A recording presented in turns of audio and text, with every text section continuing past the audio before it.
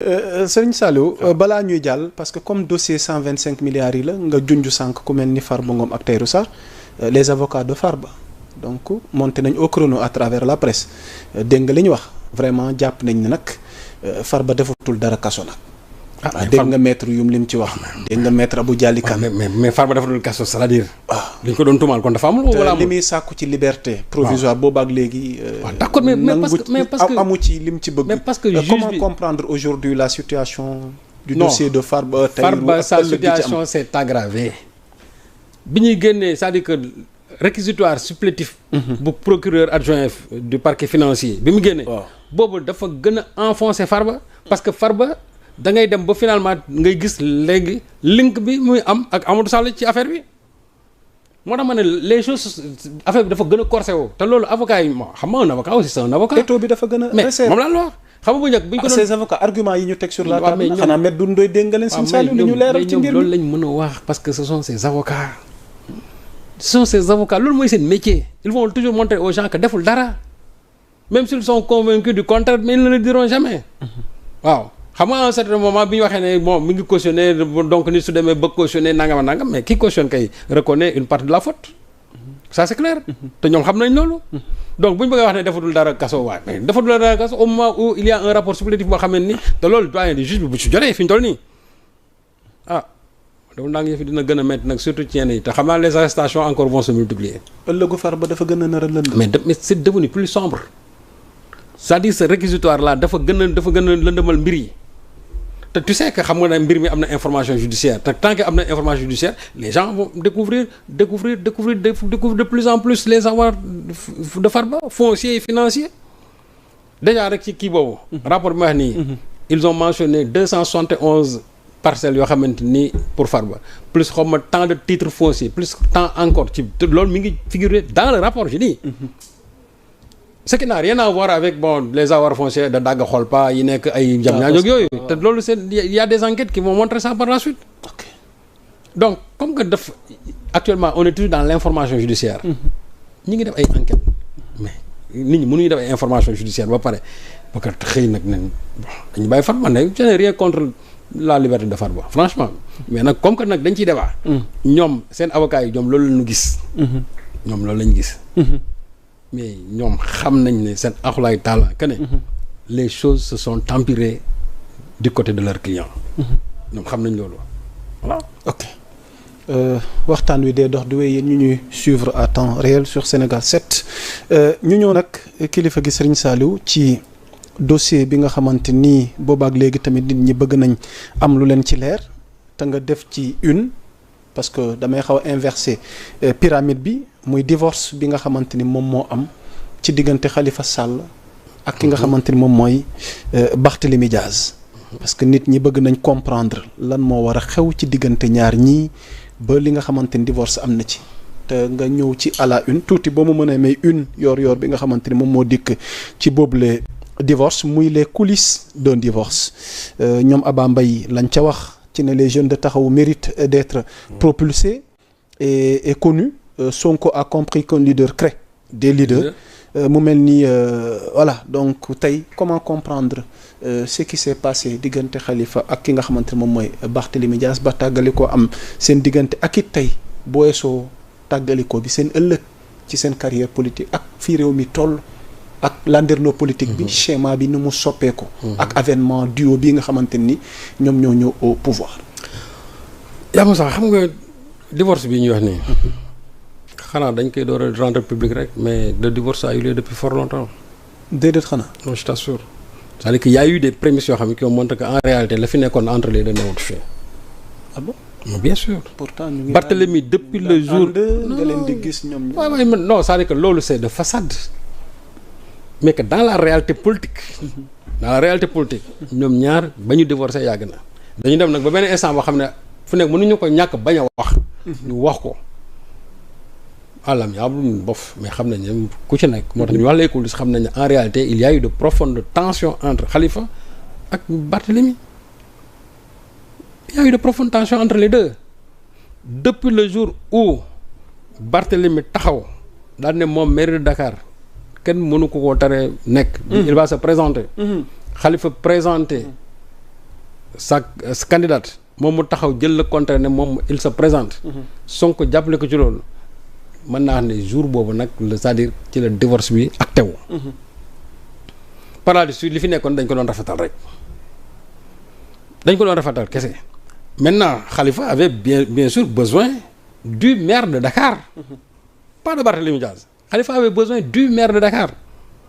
Parce que le maire de Dakar aussi, peut-être qu'en termes de moyens financiers, pouvait bel et bien appuyer Taxawu Sénégal. dogguma la sax il paraît que foofu Sonko am na rôle bu déterminant bu mu joué. Mais bien sûr ba Barthélémy am li mu am. ndax nee nañ bu doon sago Khalifa kese. Barth du jot ci mairie bi. Khalifa moom Soham Wardini moo nekkoon sa candidate. ok lan moo xew foofu sëñ Saliou ci coulisses yooyu. waaw xam nga bi Khalifa waxee loolu. Sonko moom daan ne jàpp ne Barthélémy Diaz moom mooy nekk seen candidat parce que boobu aussi c'était vraiment le parfait amour entre les deux. C'était vraiment la bonne entente. Et boo xoolee ñoom ñaar aussi dañu am benn tempérament boo xam ne dañ ko bokk parce que ñoom ñëpp presque dañu xaw am fugg. Donc ci côté boobu dañu am ay ressemblances. Mais politiquement Sonko moom Barthélémy nii de. léegi bu mu ñëwee imposé wu daal di taxaw wax te jour boobu sax saaga am na. saaga mais oui bien sûr. ci coulisses yi. saaga am na pour wax ne damay nekk candidat saaga pour dire les gens ne le diront jamais mais ay saaga am na fa. Donc pour montrer à tel point Barthélémy tenait à sa candidature, Khalifa ne pouvait plus peser devant comment dirais-je, devant Sonko et le duo Sonko Barthélémy mënatu ko. Donc li ñaan contre mauvaise fortune je crois bon cœur. Bon cœur, exactement. Finalement bon la mort dans l'âme mu accepter la candidature de Barthélémy Diaz. ñàkk pexe. waaw c'est ça. ba Barthélémy ni mu nekkee maintenant maire de Dakar maintenant Barthélémy maire de Dakar Khalifa n'étant rien léegi nag ici le patron c'est lui c'est-à-dire que lui il a les moyens financiers te politiquement aussi moom c'est quelqu'un boo xam ne c'est pas un nain. Khalifa n'a plus rien. Khalifa c'est-à-dire que amatul loo xamante ni mën na ci bu wéeru pour mën a kii un parti a besoin de moyens a besoin aussi d'une certaine envergure. Exactement. te de plus en plus on a vu que Khalifa sur la scène politique Khalifa waxatul et Barthélémy moom c'est quelqu'un qui aime communiquer. Khalifa bi mu génne prison pratiquement et c'est comme il est devenu complètement aphone de temps à autre day génn te souvent yenn génn yi sax c'est pour des réactions mais pas pour des actions c'est pour réagir par rapport à une situation. Donc loolu bi mu amee ba ñu jël kii def ko maire de Dakar mais bi nga xamante ne dañuy dem élection présidentielle Barthélémy moom su xamoon na ne moom même su demee présidentielle aussi du jàll. Mais il savait aussi que son candidat Khalifa Sall aussi du jàll. Il le savait. Mais il faut l'accompagner. Le temps que mu def sa dernière élection mu pousse nga jël Taxawu Sénégal. Mais Barthélémy ne savait pas que ne Khalifa tenait toujours à son taxaw. moo tax même boo gisee bi mu demee TV5 bi ñu koy interroger dafa tëb l'épisode de 2024 en disant 2029 bi wax 2029 moom il voit sa candidature en 2029. koo xam nga déjà effacé na Khalifa. Donc bi ñu ñëwee élection yi. mu jàll. te bi mu di ñu dem pour le directeur de campagne il s'est imposé comme d'habitude contre nag presque tout le monde ñii naan non mu ñëw ne moom xool mooy nekk directeur de campagne parce que il a les moyens financiers aussi mooy dëgg donc presque campagne boobu. Barthélémy était au centre de tout. Mais pour moom le temps d'accompagner Khalifa et après on l'efface. Gis nga campagne bi mu ñëwee Khalifa le score minable qu'il a fait après bon il fallait nécessairement se débarrasser. Ok léegi nag. bi ñuy dem campagne pour législative yi foofu il n'était pas du tout question que Khalifa se retrouve sur les listes. Il n'était pas du tout question. Parce que le problème qui se pose mooy foofu liste Dakar moom xam ne su ko diriger. bu ko diriger c'est-à-dire départemental bi dina xam ne foofu dina national bi dina génn. Exactement. liste nationale bi dina génn. te mu xam ne. Khalifa su ñëwee ñoom ñaar problème dina am. parce que soit kii mooy dem départemental kii mooy dem liste nationale. Schématiquement. waaw te xam nga Khalifa moom ne commettra jamais l'erreur. dem diriger département bi ñëw am zéro. bañ jàll kooku politiquement mënu ko supporter. déedéet. te Barthélémy aussi xam na ne moom. amul chance bu demee départemental moo tax mu ne mooy jiite liste nationale bi étant donné que ñoom ñaar ñëpp mënuñu dem liste nationale mais il faut éliminer Khalifa moo tax participer Khalifa voulait bel et bien être député hein mais enjeu bi c'était qui dirige la liste nationale. Comment tu peux imaginer quelqu'un qui n'est pas leader d'un mouvement de parti diriger liste bi. ah ça parce que fay ñoom ña ca des paradoxal mais j'avais pas compris li la lu woon ci suuf loolu. parce que moom laa la wax. tey bu ñu doon xool normalement. Barthélemy c'est pas un leader.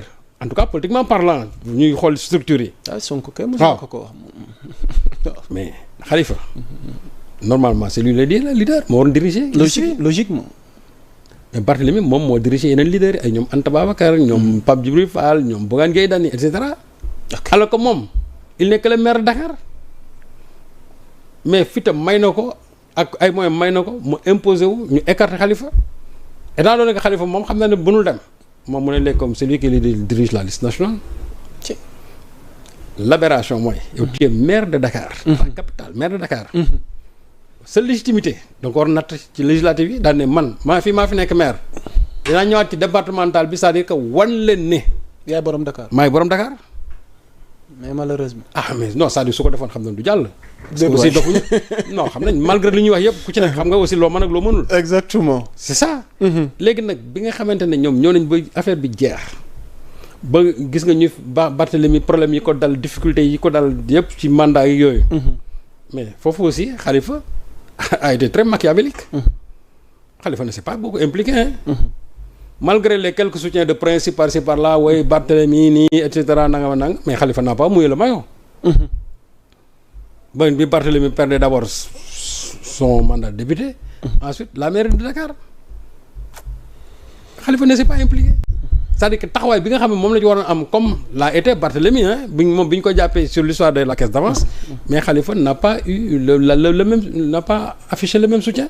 ok loolu nag. waaw ci li nga xam ne presque moo indi c'est-à-dire moo acté définitivement cette rupture et Barthélemy on a presque toute sa garde jàppoon nañ leen donc taxawaay bi nga xamante ne moom la ñu doon xaar ci Khalifa politiquement mais Barth ne l'a pas eu léegi nag il fallait que ñoom ñaar qu'ils se parlent que aujourd'hui il est temps que Khalifa après bi ñuy defee évaluation yëpp Khalifa dafa war a dem que les qu'on laisse le mouvement aux jeunes ñu structurer ko. D'où maintenant l'intervention de Abba Mbaye. Parce que Abba Mbaye moom li mu wax c'est clair. Sonko dans chaque département il a créé un leader. C'est un leader qui crée des leaders. Tel n'est pas le cas de Khalifa. Khalifa c'est un leader qui n'en crée pas et qui ne veut pas du tout en créer. Khalifa moom il veut toujours être dans sa posture de taxaw sa or moom tey mën nañu wax ne politiquement il est dépassé. C'est-à-dire que tey Khalifa li ko waroon mooy. faire de sorte que ce parti là ce mouvement là ñu structurer ko. et que ça puisse revenir maintenant aux jeunes. les Barthélemy les Abba ñoom ñoo xam. mais c'est ce que comment dirais-je. Khalifa tient toujours à son taxawu. loolu nag moo tax Barthélemy na xam ne il est grand temps. maintenant de voler de ses propres ailes. parce que mënul nekk toujours aussi sous l'aile vraiment protectrice de Khalifa Sall. Khalifa demul bàyyiwul que moom aussi moom il a des ambitions en 2029. Khalifa moom je le verrai mal qui se présente en 2029. waaw parce que foofu laa bëggoon dikk ak yow pour terminer. ci ñoom ñaar ndem ku ne léegi jël nga sa yoonu bopp. am na